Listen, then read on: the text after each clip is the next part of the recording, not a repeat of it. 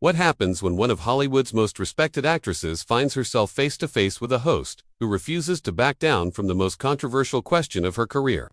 The answer will shock you, and by the end of this video, you'll understand why Helen Mirren made a decision that left an entire studio speechless. Make sure to subscribe and drop a comment below, because this story gets more intense with every single word. It started like any other Tuesday morning interview. Helen Mirren sat across from morning show host Rebecca Chen, the studio lights casting their usual warm glow across the familiar set. The interview had been going smoothly, covering her latest film project and her thoughts on the current state of cinema. But then something shifted in the air.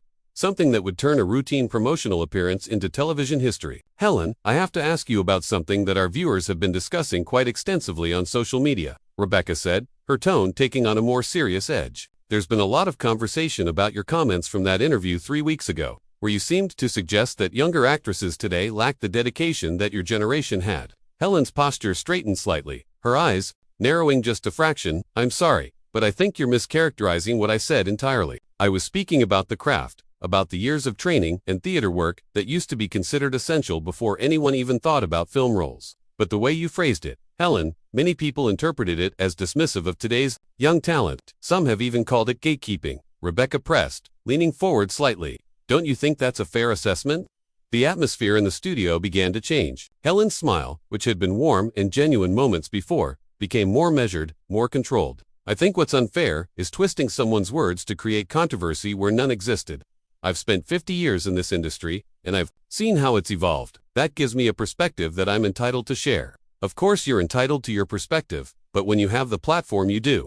Don't you think there's a responsibility to consider how those words might affect young women trying to break into the industry? Rebecca's voice remained calm, but there was an unmistakable challenge in her question. Helen paused, her fingers tightening slightly on the arm of her chair. "Are you suggesting I should censor myself to avoid hurting feelings? Because if that's the direction this conversation is heading, I think we might need to reconsider what journalism actually means." "I'm not suggesting censorship at all. I'm asking about accountability. When someone with your influence makes statements that could discourage young talent, isn't there value in examining that impact?" Rebecca didn't back down, her journalist instincts clearly taking over. The tension was becoming palpable now. Camera operators exchanged glances, and somewhere in the control room, producers were undoubtedly having rapid-fire discussions about where this was all heading. "Accountability," Helen repeated, her voice taking on a cooler tone. "Let me tell you about accountability, Rebecca. Accountability is spending years honing your craft in repertory theater, working for practically nothing, learning every aspect of performance before you ever step in front of a camera. Accountability is not expecting the industry to change its standards to accommodate your timeline." But Helen, times have changed. The industry has changed. Social media, streaming platforms, the whole landscape is different now. "Shouldn't we acknowledge that the path to success might look different today?" Rebecca countered. "Different, yes. Easier, no. And that seems to be what many people want to hear, that somehow the work itself has become optional, that talent alone is enough without the years of dedication and study that turn talent into skill."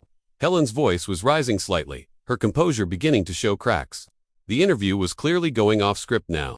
Rebecca glanced briefly at her notes, but it was clear she was operating on instinct. "Helen, I don't think anyone is arguing that hard work isn't important, but when you dismiss entire platforms and methods that young actors use today to build their careers, isn't that somewhat short-sighted?"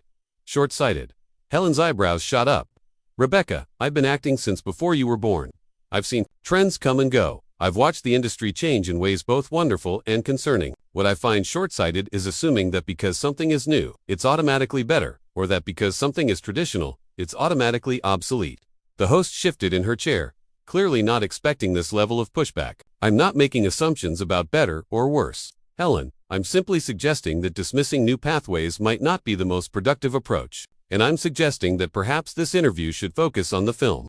I'm here to discuss rather than trying to turn me into some sort of villain for having an opinion based on 5 decades of experience," Helen replied, her voice now carrying an unmistakable edge of irritation. Rebecca paused, clearly weighing her next words carefully. The silence stretched for what felt like an eternity in television time. Maybe 3 or 4 seconds that felt like minutes to everyone watching. Rebecca finally broke that loaded silence, but instead of backing down, she doubled down. "Helen, I understand you're here to promote your film, and we will absolutely get to that. But this conversation we're having right now, this is exactly what our viewers want to hear. Real talk about real issues in the industry." Helen's laugh was sharp, almost bitter. "Real talk? Is that what we're calling it when a host ambushes a guest with a predetermined agenda? Because that's what this feels like. Rebecca, me here under the pretense of discussing my work, and instead, you're trying to paint me as some sort of out-of-touch dinosaur. That's not what I'm trying to do at all. Rebecca